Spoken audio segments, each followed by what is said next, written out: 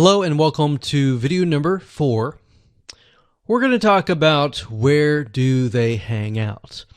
Now you had a brief idea by looking at the page likes, but what we want to do is we want to dig further and take a look at how people are engaging with different pages that are similar affinities. So what we're going to do is we're going to go to these pages, we're going to review the content, the images, what people are reacting to, and how they are commenting. All right, so let's go ahead and do that right now. Okay, so we're back to the Facebook Audience Insights, and what you want to do is simply go back to the page likes page.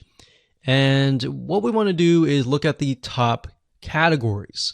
Now, what Facebook has done here is it gives you an idea of all the things that the audience is interested in. So, for example, what media or news company do they listen to or look at? What are they interested in terms of publishers? It says boutique stores. What do they go to in terms of shopping? What do they eat? What do they drink? What education websites do they go to learn something about knitting, maybe?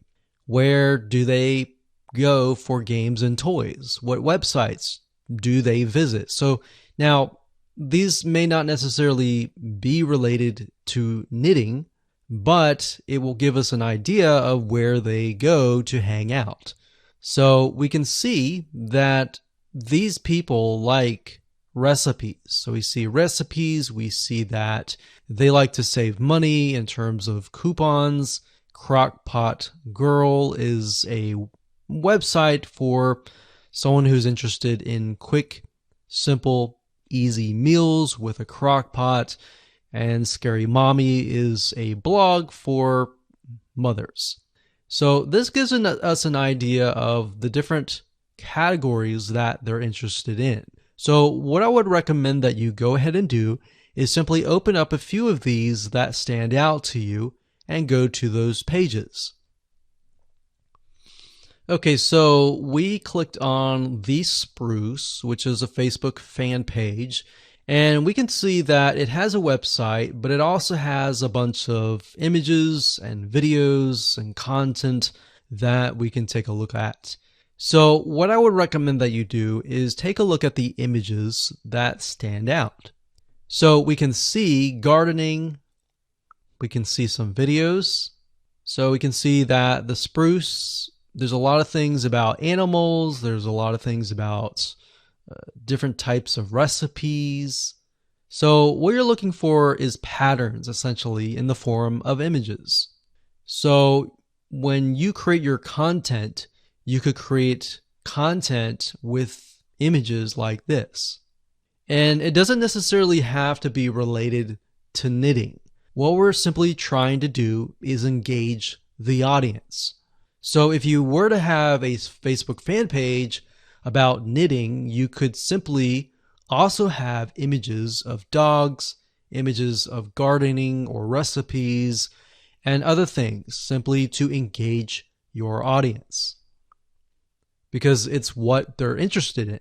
So if we continue to scroll down, we can click on photos or videos. I like to click on photos.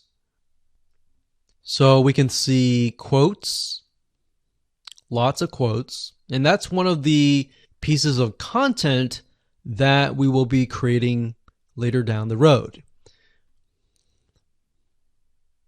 So we're just simply scrolling through and taking a look at the images, and we can see there are tons and tons and tons and tons of images with quotes, and most of these are simply blue background with words on top.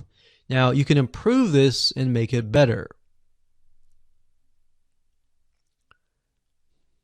So by going through the images, this allows you to get some ideas on different images with words that you can create as well.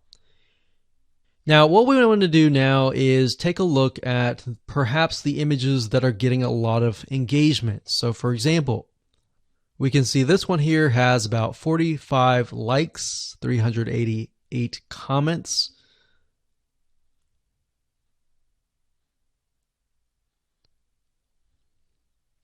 And as we're going through, what I notice is that the ones with the blue backgrounds, for the most part, actually have a lot more engagement. And that's interesting. So let's go to another page.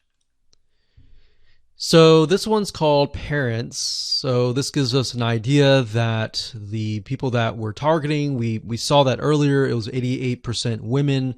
Maybe many of them are mothers.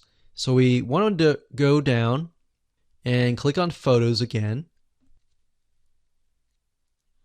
And we wanted to scroll down further. We can see a lot of images with quotes. That's great.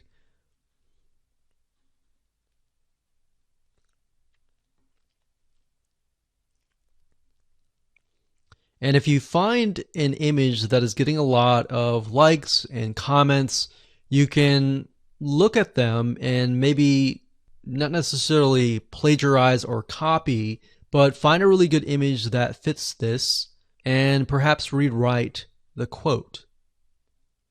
So what we're doing here is we're not necessarily copying, but we're finding what works and simply creating the content based upon that.